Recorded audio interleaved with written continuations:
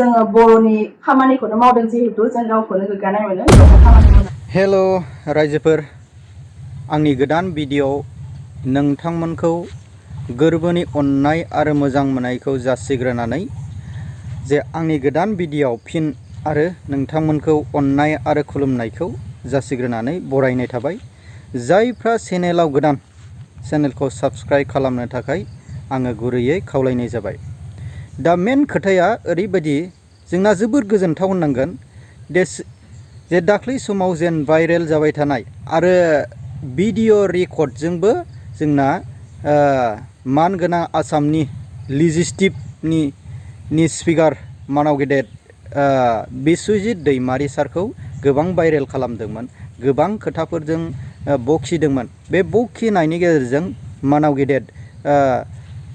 बिस्वजित दैमारिया दा बर'नि थाखाय जोबोद गिदिर बुहुमाव सिनायथि होनो आरो बर'खौ जौगाखांहोनो थाखाय जोबोद गिदिर खामानि मावगासिनो दङ। अब्ला जोङो गावनि खुगाजों आरो बिनि गोबां आसामाव मा रोखोमै रावफ्रा दानस्लायनो,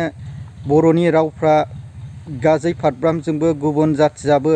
बर'नि थाखाय मा रोखोम सोलोंनो नाजागासिनो आरो सोलोंगासिनो दङ। बिनि थाखाय जोङो मानाव गेदेर बिस्वजित दैमारि सारनिफ्राय आरो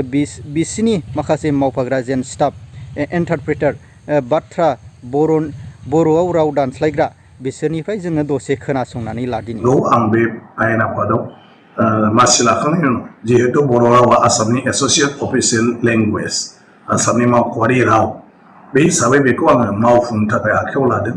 आरो आसाम आयेन आफादा जिरायनायनि समनिफ्रायनो, आं जिरायजेननायनि समनिफ्रायनो बेखौ बोरै खालामनो हायो, बेनि उनाव जोंनि लाइमोनफोरखौ लाबोनानै आं बेवहाय माने खामानि मावनो थिसननानै आं आरम्भ खालामदों, जागायजेनदों। बेनि उनाव दा आङो आसाम आयेन आफादाव फुललि बर' रावखौ बाहायबाय आरो आसाम बिधान सभायावबो दा सोरबाया बर'नि बुङोब्ला बेखौ एसामिसजों ट्रेन्सलेट खालामनो थाखाय इन्टारप्रेटर दं आरो एसामिसखौ बर'आव ट्रेन्सलेट खालामनो थाखाय इन्टारप्रेटर दं। आरो कन्टिनिउवासलि आसाम बिधान सभाखौ दा माने जोङो बर' रावजों माने इन्टारप्रेटरा ट्रेन्सलेट खालामनानै होबाय थायो। आरो बेखौ आसाम आयेन आफादाव जुदि जोंनि जि MLA फोर जिरायनानै थायो बिथांमोना गोसोब्ला बर' एबा असमिया रावजों बिथांमोना खोनासंनो हायो आरो बे राहाखौ खालामनाय जाबाय। गासै प्रसिडिंआनो बर' रावजोंबो दा माने ओंखारजोब्बाय। आसाम एसेम्ब्लिनि जोंहा रिपर्टार बेवहायनो जनानै थायो आरो आसाम बिधान सभायाव गासै सावरायनाय बाथ्राफोरखौ जोङो बेवहायनो लिरो आरो लाइभ जानायखाय जोंहा रेकर्डिंनिबो राहा दं। ओंखायनो बर' रावा समान समानै बेवहाय दा बाहायजाबाय। जुदि जोङो माबा मोनसे सार्कुलार होयो बर' रावजोंबो बियो ओंखारो आरो बिनि थाखाय बर' रावखौ बाहायनो जोङो पस्ट सेंसन खालामजोब्बाय। आङो दा बेवहाय डेपुटि सेक्रेटारिखौ जोङो पास खालामनानै लाबाय। बे दा आसाम आयेन आफादनि गासै प्रसिडिंआनो गासैबो बियो असमिया, इंलिसजों लोगोसे बर' रावजोंबो जाबाय थादों। दा ओंखायनो बर' रावखौ जों बाहायो गासैबो। दा आसाम आयेन आफादाव जिखुनु माबाफोर जुदि साइनबर्ड लिरोब्लाबो बेवहाय जों बर' रावखौ बाहायफायो, गेटनिफ्राय लानानै आरोखि। आरो बबेबा माबा मोनसे मावोब्लाबो बेखौ बर' रावजों बाहायफायो। आरो दा बियो रुलाव थानाय हिसाबै बेखौ बाहायनांगौआ साफ्रोमबो अफिसारनिनो बिबान आरो गासैबो बेजों सोमोन्दो थानाय सुबुंनिनो बिबान आरोखि। गतिके आं सानो दा बर' रावखौ बाहायलांनायाव बेवहाय जेनिफ्रायबो बाधा इयुनाव थाला आरो माबाफोर उसुबिदा फैयोब्ला बे आयेननि माने हेफाजाब लानो हागोन, बे रुलनि हेफाजाब लानो हागोन आरो। आंनि मुङा डक्टर कानन बसुमतारी। आं आसाम आयेन आफादाव आथिखालाव आन्डार सेक्रेटारि हिसाबै बेसिकेलि बर' सेलनि आन्डार सेक्रेटारि हिसाबै आं आथिखालाव मावगासिनो दङ आसाम आयेन आफादाव। बे जोंनि बर' सेला आसाम आयेन आफादाव जोंनि बर' सेला 2024 फेब्रुवारि दानाव दाजादोंमोन एबा जोनोम मोनदोंमोन। जेब्लानिफ्राय बर' सेला आसाम आयेन आफादाव दाजादोंमोन अब्लानिफ्रायनो आं आथिखालसिम मावगासिनो दङ आन्डार सेक्रेटारि बिबान आजावनानै। जोंनि बे बर' सेलाव डेपुटि सेक्रेटारिनिफ्राय लानानै आन्डार सेक्रेटारि आरो बेनि गाहायाव माखासे राव सोलायगिरि आरो इन्टारप्रेटार, टाइपिस्ट गासैखौबो लानानै गासै 20 सासेनि गेजेराव जोंनि बड' सेलाव एमप्लयिफोर दङ जोंनि आसाम आयेन आफादाव बर' सेलनि गुबै खामानियानो जाहैबाय आसाम आयेन आफादनि गेजेरजों जेसेबांखि माने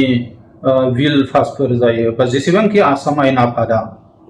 खामानिफोर मावो बै खामानिफोरखौ बर' रावनि गेजेरजोंबो मावनो हानायनि एबा गासैखौबो जायफोरनाखि खामानिखौ आसाम आयेन आफादा आसामिस आरो आसामिस इंलिश बा बेंगली लेंगुवेजजों मावनाय जायोमोन बे मावनाय हाबाखौनो बर' रावनि गेजेरजोंबो गासैखौबो मावनाय जायो फंसे खोथाखौ आं बुंनांगोन बर' सेलआ मानो जाखो आरो बर' सेल जानायाव बा बर' सेल जानायाव जोंनि बर'फोरनि थाखाय बा बर' मन्थ्रिफोरनि थाखाय आसाम आयेन आफादाव बेसेबां मोनसे खाबु गोनां जानानै फैखो बेनि थाखाय आं फंनैसो बुंनो सानगोन सिगाङावथ' बर' सेल जानांगौ बा जानाङा बेनि सोमोन्दै रावबो बुंदों बा बुङाखैमोनबो जानो हागौ बेयो जोंनि बुंनांगौ बाथ्रा नङा नाथाय बर' सेल जानायनि उनाव बर' मन्थ्रि बा बर' एमएलएफ्रा बुंनो सेसनाव बर' रावनि गेजेराव बुंनो मोननायनि अनगायैबो बिलफोरखौ बर' रावजों बानायनाय आरो बर' सेलाव गावनि बर' रावनि गेजेरजोंनो बुंनो मोननाय खाबु जाबाय आरो जेसेबांनाखि बर' सेलाव माने एसामिस आरो इंलिशफोरजों गासैबो हाबाफारिफोरखौ मावनाय जायो बेफोरखौ गासिबो बर' रावनि गेजेरजों ट्रेन्सलेसन खालामनानै बर' एमएलए मन्थ्रिफोरनो जोङो खाबु होनो हानायनि मोनसे राहा आरो खाबु जाबाय आरो बे बाथ्रायावनो आं फंसे खोथाखौ दाजाबनो सानदों बे गुबै बाथ्रायानो जाहैबाय बेफोर गासैबो खाबुखौ जाहोनाय आरो मोगथाङाव महर होनायनि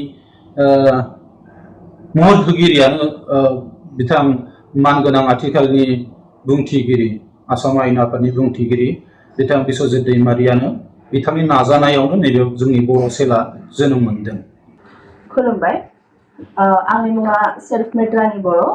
आं दा आसाम आयेन आफादनि बर' राव खथायाव सासे राव सोलायगिरि महरै खामानि मावगासिनो दङ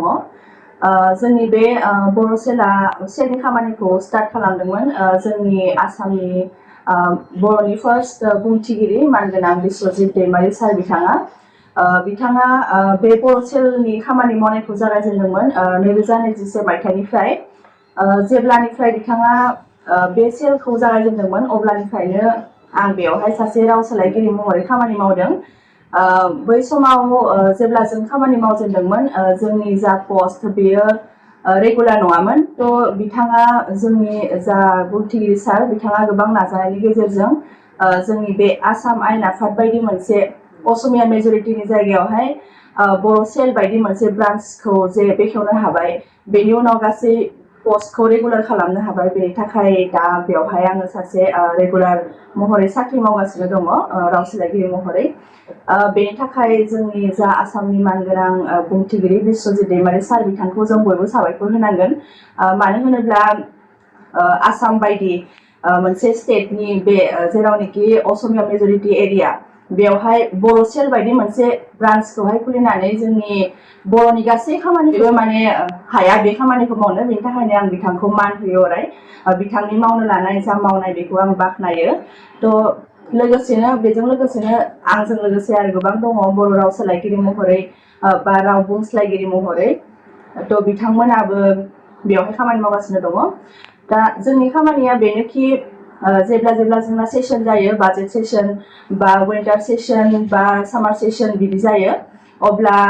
जोंनि जा बर'नि एमएलएफोर बर'नि अनगायैबो असमिया बेंगलि एमएलएफोर दङ बिथांमोना असमियानि कुइसनफोर जेब्ला होयो